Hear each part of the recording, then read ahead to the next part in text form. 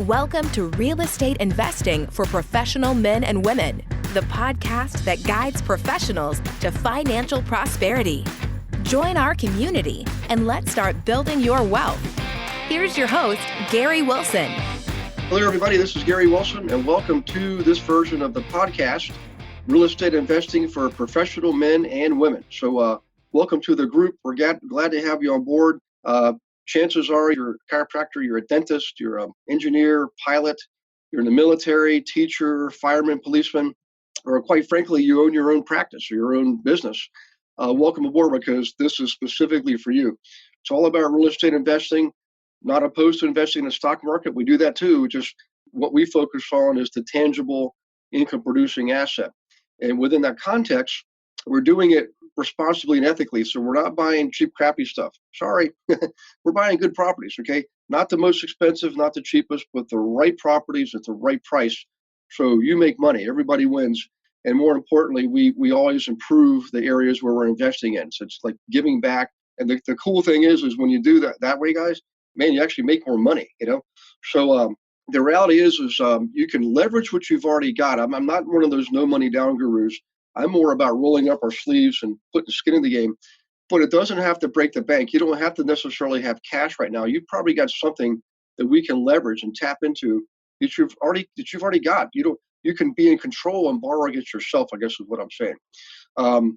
Which leads into one more thing. There is a community, all of us, all over U.S. and Canada, thousands of us. I've personally trained in classrooms, about 20,000 of us.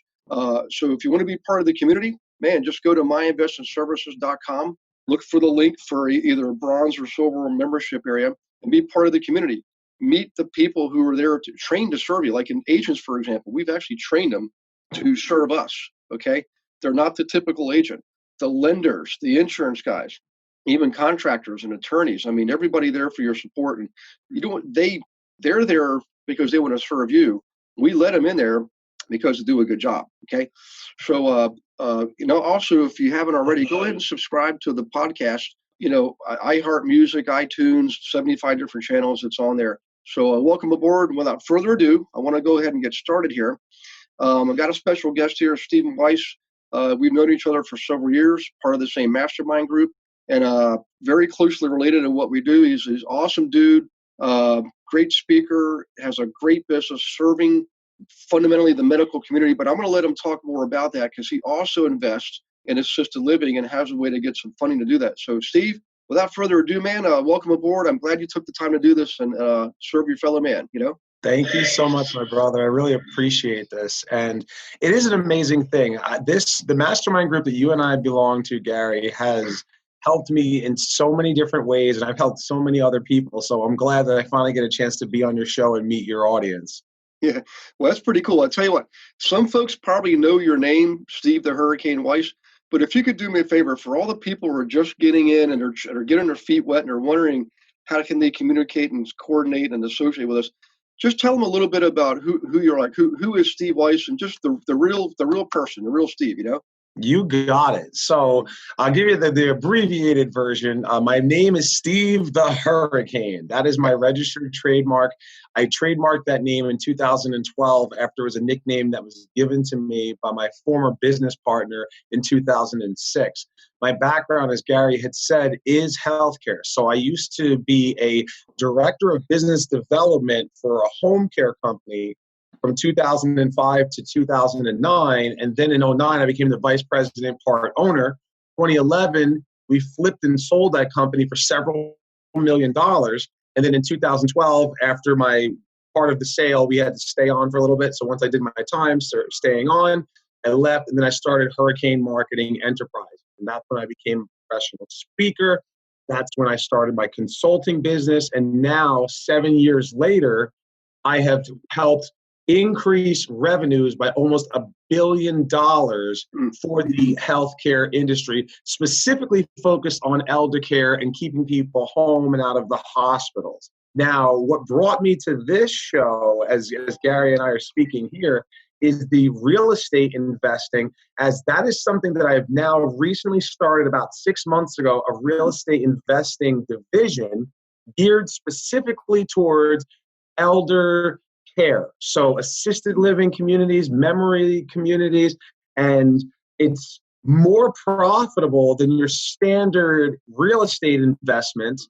Plus, as we'll talk about the silver tsunami, the baby boomers retiring, it is virtually recession proof because somebody spends money based on need versus want. So when people buy things, in most times, they buy it because they want it. When you don't have resources or the economy goes down, you stop spending on what you want and you spend only what you need.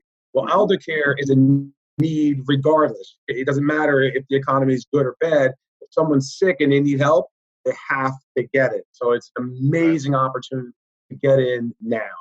Yeah, well, that's pretty awesome. So if you could, I'm somewhat familiar with what you've been doing over the last several years, but kind of walk us through like the what it is in a little more detail. Like, in other words, a lot of people listening to this, Steve, are coming from that same background. Man, there's a lot of chiropractors, a lot of dentists, physicians, things like that, and it might help them understand, how they might want to work with you, for example, for one thing, but more importantly, how they can learn more and leverage what they've already got to invest in some of this assisted living. So when it comes to helping these people with their businesses, like what were you doing hands-on, and then translate that or kind of morph into where you are now and what you're doing now with your own investing. I know you're doing this yourself too personally, which is awesome because that lends authenticity to it. You're genuine. You're not just talking the talk, you're walking the walk. But if you don't mind, kind of go a layer deeper into the what, and kind of walk us through that evolution from 2012 till now, because I think it's an amazing story.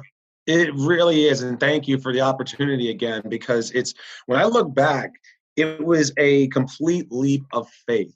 So I knew I wanted to be a consultant. I knew I wanted to help people. I have personality. I wanted to create videos like we're doing a podcast now. I have a YouTube following in the home care arena, taking care of the businesses that provide the services on the front end to the patient. And so I just started sharing my videos online, talking about problems that every home care business and hospice, the home health business operates and has.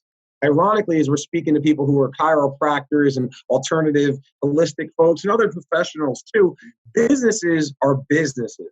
So many of the challenges that people are having are things like conversion ratios. Like we were speaking before about something I focused on for my own business last year in 2018 was getting my numbers where they should be.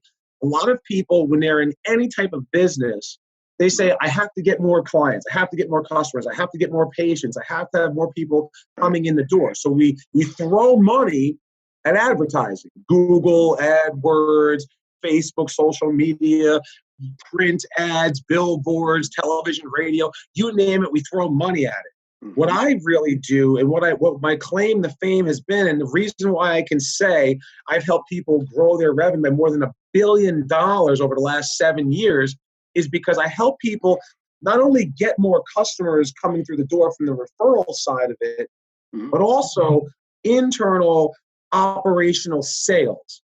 Like people say to me, I want to grow my business. So I say my first question in response to that is, what are your conversion ratios? Meaning, if I call in today to find out about whatever it is that you do, what is the likelihood that I'm going to become a customer? And most people, most business owners, no matter who you are, chiropractor, physician, dentist, home care, hospice, most business owners, I'm speaking at the chamber in 2 weeks. There's people who own dry cleaners there and accountant firms. They're all the same. We're all the same.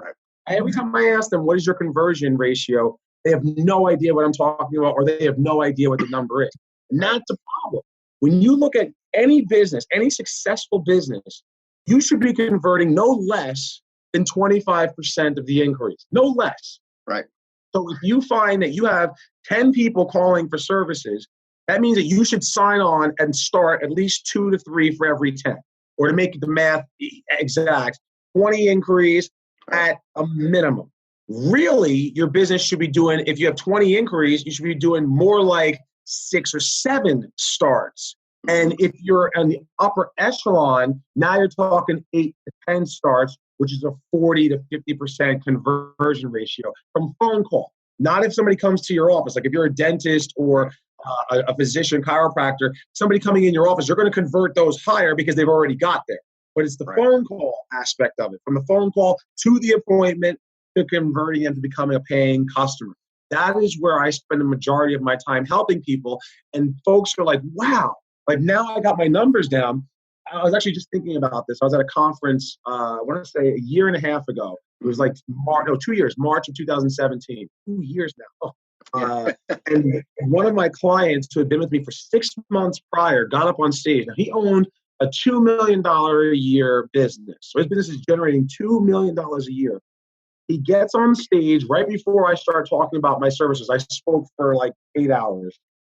And I'm about to talk about my services and ask people if they want to become one of my customers.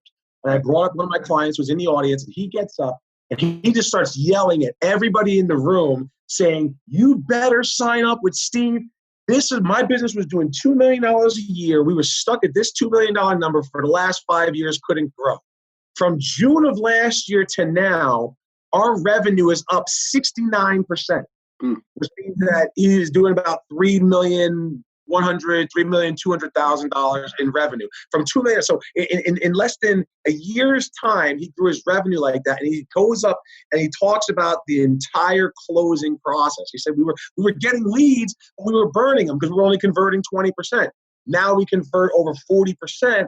And that little change has made a huge impact to the bottom line. And so that's where I focus on with all of my clients and my customers. So as a result, now I have clients in 6 different countries.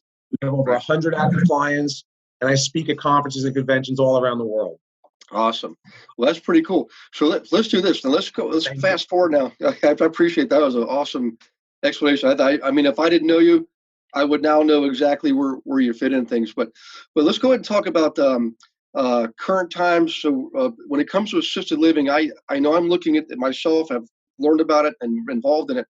And there's different levels. There's like medical assisted living and non-medical assisted living and kind of different layers in there. But tell me a little bit about where you are, like where your focus is, and maybe some of the folks you're working with, they might have a different focus, but the same genre, because that's very timely right now. Like you said, I mean, I think statistics show 76 million people are shifting into that retirement zone right now. Just in the United States. People, man, That's just in the United States. That's it. But so your whole point, when with the home care company that I was in, the way I generated clients back from 2005 to 2012 was through direct referral marketing.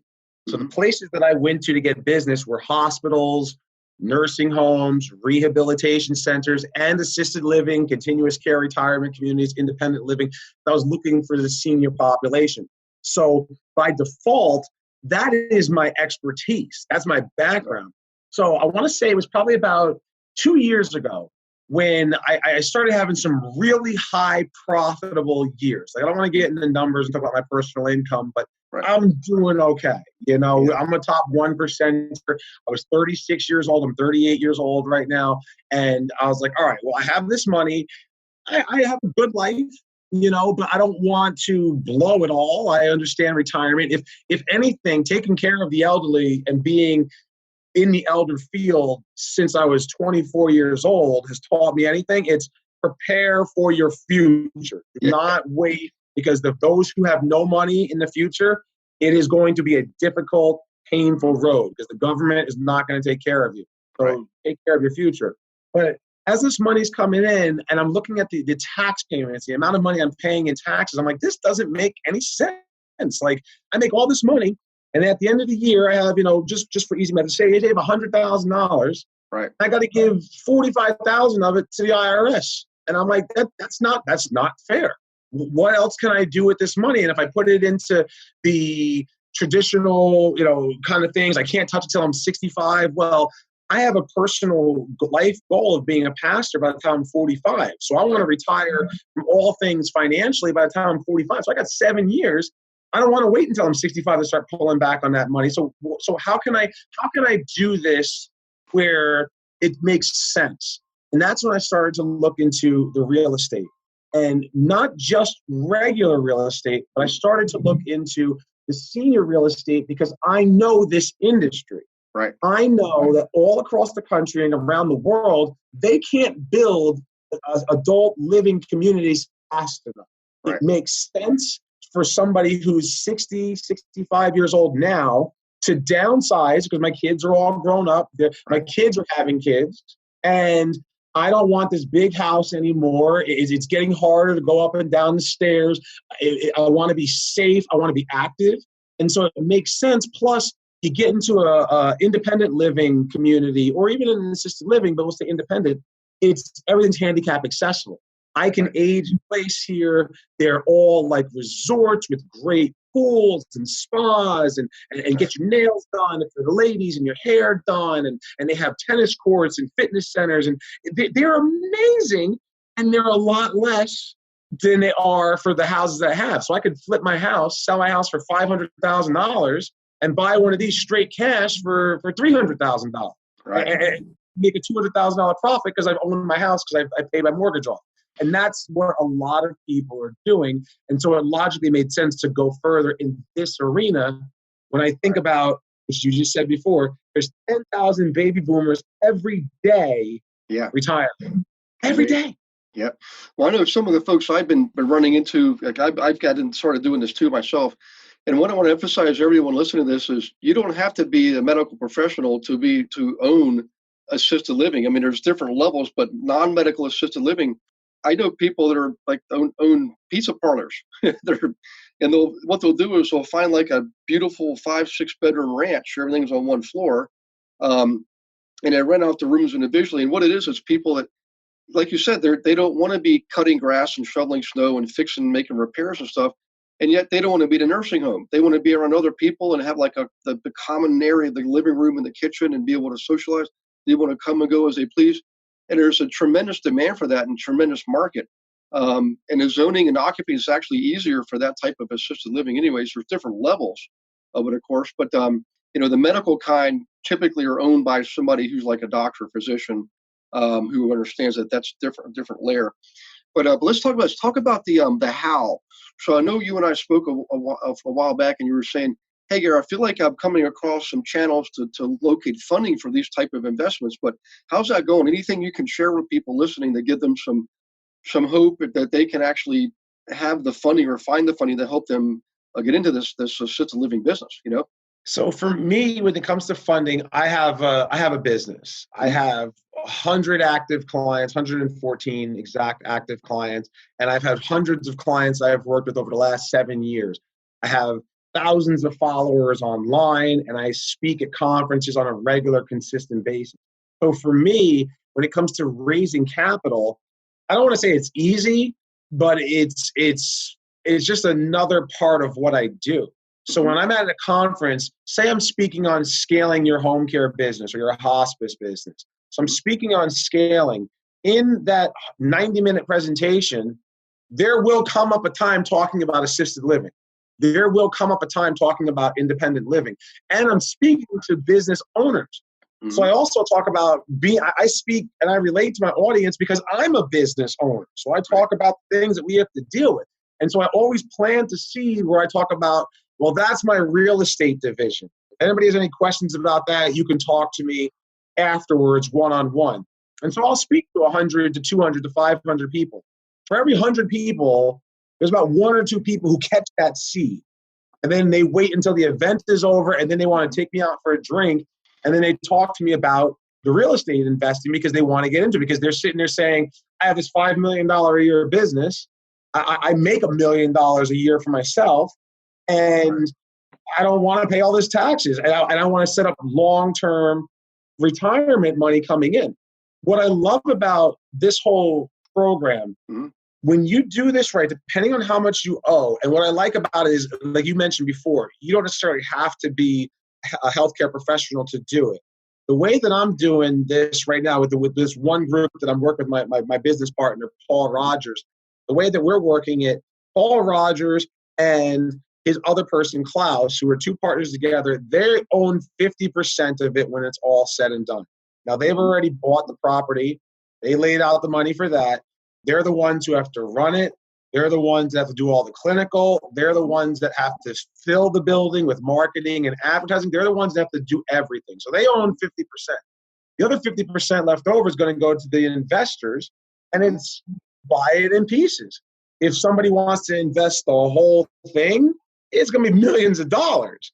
If somebody wants to invest in like 1%, 2% ownership of it, then you're talking like $50,000, $100,000, which most of us entrepreneurs have. And if you think about your profit losses, I mean, I know myself, I like to focus on having $100,000 quarter profit. So in a year, that's $400,000 in profit. If I put that into another, it's a reinvestment, it's the tax shelter that later on, when this building is completed and it's rented out and there's people in there, I will get whatever percentage of profit every single month coming to me as a check. So if I own, say, 5% of an assisted living community that has 80 residents living in it, and I'll actually show you some stuff. I pulled it up on the back right, so I can swap. I can show you my computer, and I'll show you some graphics. But I say I own 5% of it, and it's generating $100,000 in profit every single month. I get $5,000 every single month. Now I'm paying taxes on that because that's income that's coming through. And say I want to sell my 5%. Well, I'm not selling the 5% at what I invested putting in there. I sell my 5% at what it's valued at that time. So then you pay capital gains. So it totally makes sense from that perspective. Here, I put my money out. My money makes money for me. So I said I want to be a pastor. I told you that.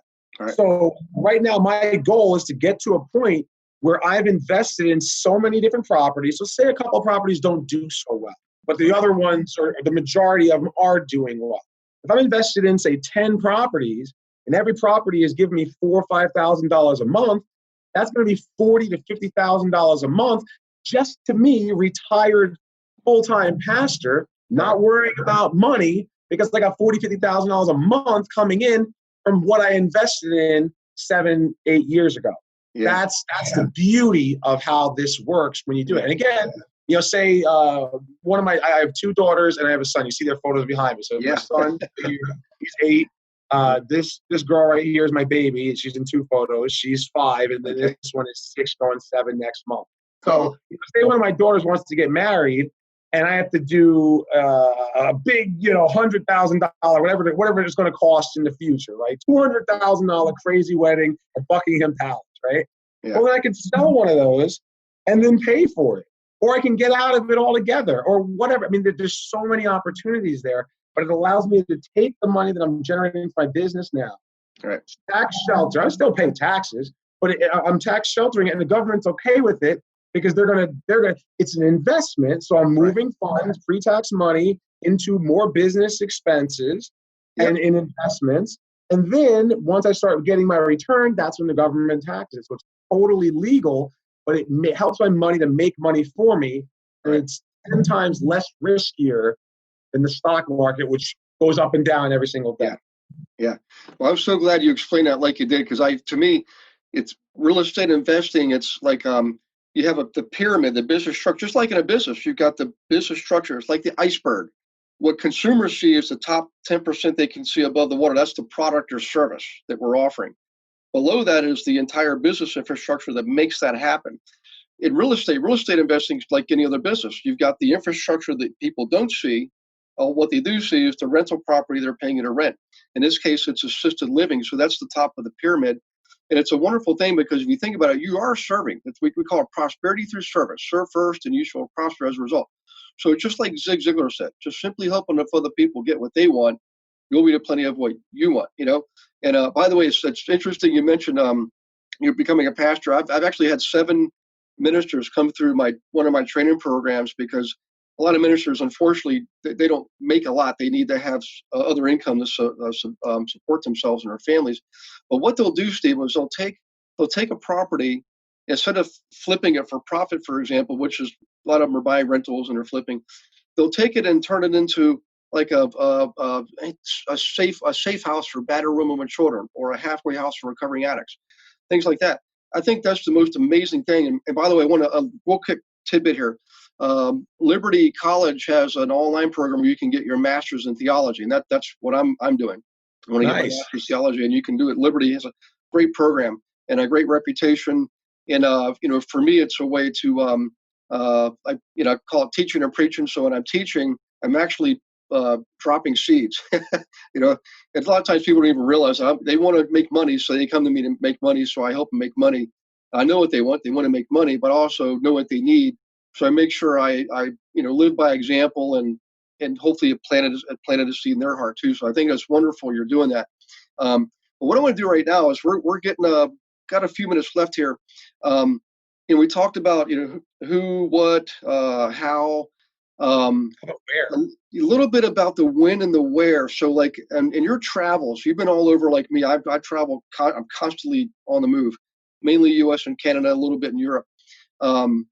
In Mexico, but as far as the where, have you found that what you're doing is applicable everywhere? Because a lot of people think, well, you can't invest here because it's too expensive, and you can't do this there because there's no people. I found out you can do this anywhere, but if you found that there's any particular areas, New Jersey, Michigan, California, wherever, that you think are better draws, or just in your own words, just tell me what you think about like location wise. What should people be? Let me see if I can share my computer screen. Okay. There we go. So you can see my computer screen now, right? So Stephen has started screen sharing. Oh, there we go. Okay. Yeah. Yes. So you should see these photos here. So the property that I'm investing in, I'll just tell you like the location of it, is in St. Louis. The reason why we chose St. Louis is because of real estate values are low there, right? Yeah. So this is the project right over here. This is Nice. where it's going to be built. This is the property that's behind it and everything else. Mm-hmm. And so when you think about real estate, especially for those who want to get into it, buying where it's high, like I'm not going to buy in New York City, Manhattan. It's going to be a premium price. I'm not buying in Los Angeles. That's a premium price. You want to find places that are more affordable to get started. Like a town that has been up and coming that I wish back in 2014, 2015 I had invested in was Cleveland, Ohio. Yeah. I went there to visit my wife's cousin. It was so impoverished that you could get beachfront property, Gary. Beachfront property. It was on Lake Erie. Beachfront property, a 3-bedroom house with a garage for $80,000. Yeah. I was like, my car is $80,000. This is a 3-bedroom house because it was so impoverished at the time. Well, then the Cavaliers won the NBA championship, and businesses came back, and now that same house, which if I had bought it then, is probably worth around $200,000. So just no upgrade, just because the value has gone up. So this particular property here is outside of Ferguson, Missouri. Now, when I drove there and I first saw it, you think Ferguson. Oh no, Ferguson! That's where the riots happened and they burned the whole city to the ground. No, the media blew that way out of proportion. It was like one block where all the damage and everything took place, but they made it seem like it was the whole city was burned up. And it's a beautiful middle-class town. Yep. And so the next town over is where this property was, but because of everything that had happened, the prices went way down. Yep. Now, when it comes to the people who are going to live here in this assisted living community, these aren't people that are living all around the world, all around the country. These are locals who know that this area is fine. So you get in low. We got this entire massive property. You see right here. This is where it's going to look like. Imagine this is like a football field in the area around the football field, like the stadium itself. On the football field itself is going to be 5 different small group assisted living homes. It gives it more of a homey feel. There's 14 residents per house. So instead of being this giant facility, because when you think about assisted living and nursing homes, you think about them as a facility. It's not a giant thing where grandma lives on the 4th floor, 10 apartments from the elevator. No. You go to building 1, and it has a giant, beautiful, state-of-the-art kitchen in there where she can cook if she wants to, and there's several stoves and plenty of counter space and everything else. There's a giant, massive living room with fireplace and TVs. There's a whole private room for like activities and doing things. There's another private dining room. So if grandma wants to celebrate a birthday or something, we can all come to her house, and we can celebrate the holidays or whatever in that room because she sets it aside. It's got movie theater on the property. It's got everything. And then it's like Golden Girls style where there's only 14 people living in the one building, not 80 people. So you got 14 here, 14 here, 14 here, 14 here, 14 here. That's about 80 people. And so it makes sense. It keeps the cost down. The average assisted living in this area is renting at around $6,000 a month. We can do offer the same thing, but because of the way it's set up and with the legalities and stuff, we can rent the same quality for $5,000 a month. So here, we're going to be able to help more people. We'll be undercutting the giant big box store type facility assisted livings. That'll rent out easier, and to maintain each one, it only takes a certain amount of money, and then the property comes in there. On the outside of this property, as you see right here, these other ones, these are going to be independent living. So it's almost like a self-feeding system. Right. These are townhouses. You can see this right here. This structure is actually built because there was a property that was supposed to be townhouses. The person who originally invested in it a decade ago ran out of money and stopped the project. So this is basically been vacant land, which is why we were able to get the land so cheap, because it already has sewer, it already has electrical, it already has everything it needs in it, and we got it for dirt cheap because it was a project that fell through. Yeah. So this model like this, you have your independent living that attracts people when they're healthy and strong, and then as age takes place, somebody who retires at 65 and moves into the independent. Now they're 75 and they start to decline and it's too hard to take care of themselves. Right. They can move right into one of the communities here. So this has a 30-year sustainability shelf life over and over and over and over and over again. And I'll long be out. Heck, I might move into one 30, well, maybe not 30 years from now, but I'll move into the independent living 30 years from now. Yeah. So I wanted to show that so you can get the visual of what I'm talking about, because that's how this works. Yeah. Well, that's really cool. And I do like St. Louis. I've got a client out there right now investing in, or actually several of them, but still in Cleveland, Pittsburgh, Detroit, Buffalo. There's on all these tier 2 cities like Lafayette, Indiana, Fort Wayne, Indiana, and another great one. I'll just drop a big hint for everyone. Flint, Michigan. People, again, it's that stigma. Hey, they got a big water problem. They actually don't have a water problem. They got a water pipe problem. And the new current administration has been able to secure funding for them. I forget, something like $10 million, $100 million, something like that. So they're solving it. So I'm telling people, boy, get in while the getting's good, guy, because the early bird gets the worm. So, but the thing I like about assisted living is, back to this, is the win factor, like what time when, doesn't really matter, because it's a constant, it's a recession-proof, constantly moving demographic. So it's always a good time to do this. But what I want to kind of wrap up with here, Steve, is, if we could, is I want to have you just from your heart, like, what's the big why for Steve, the why behind the why, what drives you? And make sure, we've done a lot of talking. This has been a great, great conversation. But I want to make sure people that are following me have a way to get in contact with you, because I think you probably sparked a lot of interest. So if you could kind of, what drives you? I know you've got your 3 beautiful children. Maybe that's part of it. And then how can people, a book, a report, a website, something that they can latch onto to learn more about you and connect with you, So I'll give you all of the above, my friend. Why, if you look up online, there's a book on Amazon that you can purchase. You can get the electronic or you can get the hard copy. It's called Why We Care. Mm-hmm. How to choose the right home care company. And I'm the lead author of that book. I wrote the book. I have 8 of my clients who helped me write the book.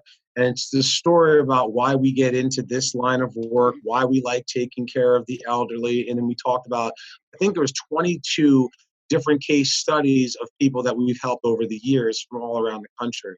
Mm-hmm. And my reason for it, besides my family, besides my wife and everything that I want to accomplish with my life, the reason why I like taking care of the elderly, the reason why I love doing this is because I've seen, like you heard me talk about what it's like for those who don't have resources. So that's why I'm making sure that I do have resources.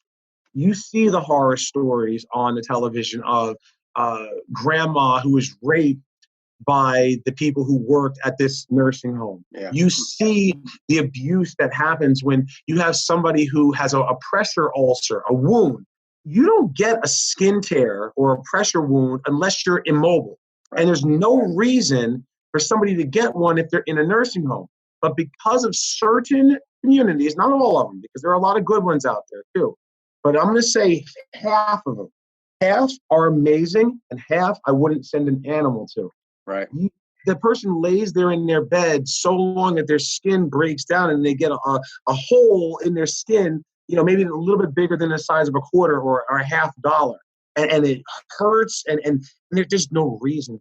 Right. And so that's where my passion comes from. I founded the Institute for Dignity and Grace. It's a nonprofit that I want to say is in its infancy. Like, it is started, and we're actually going to start doing fulfillment right now, where we're going to be doing some mindfulness practices and some meditation practices with our seniors to help improve their cognitive function so that they can take better care of themselves, because compliance is a very big challenge with the elderly. Take your medications when you're supposed to, eat when you're supposed to, exercise. Compliance is a very big part of being able to age in place with dignity and grace.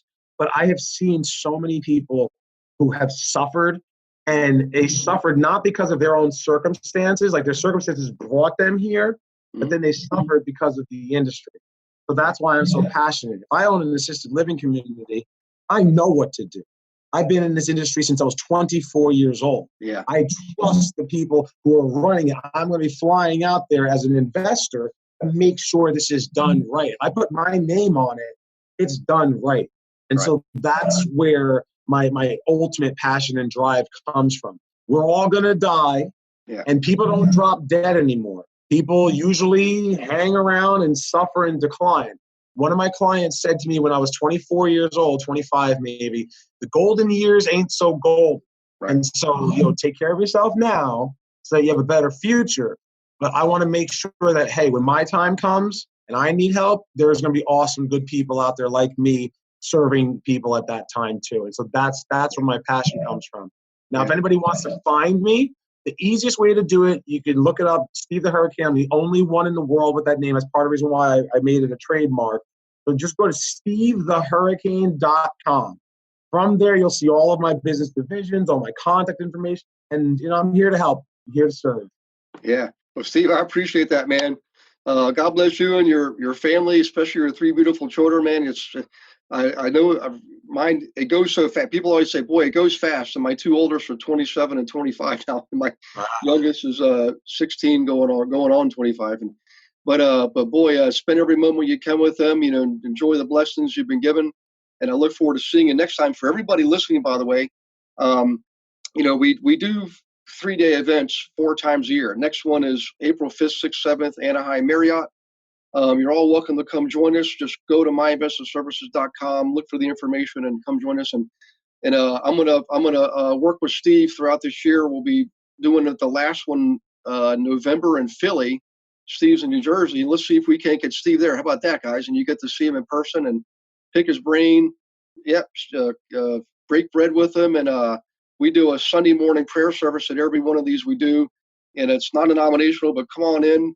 Let Steve practice preaching in front of you. That'd be a pretty good deal, So, in any case, Steve, I want to thank you, not just for me, but for everybody listening, from bringing your heart and soul to this and sharing what you shared, because this has been an awesome one. And plus, it gave people tangible, practical stuff that they can sink their teeth into and realize that they can be involved in real estate investing, and they can do it in a way that serves the community, particularly the elderly. So thanks for doing that. You just brighten a lot of people's day, man. Thank you, my brother. It's been a pleasure. All right. Hey, everybody, take care. We'll see you on the next podcast. And go online, look for Steve, look for his book, and we'll stay tuned and see you on the next podcast. Take care, everybody. Bye-bye. Thanks for listening to this episode of Real Estate Investing for Professional Men and Women. Be sure to go to myinvestmentservices.com to join our community and start building wealth today.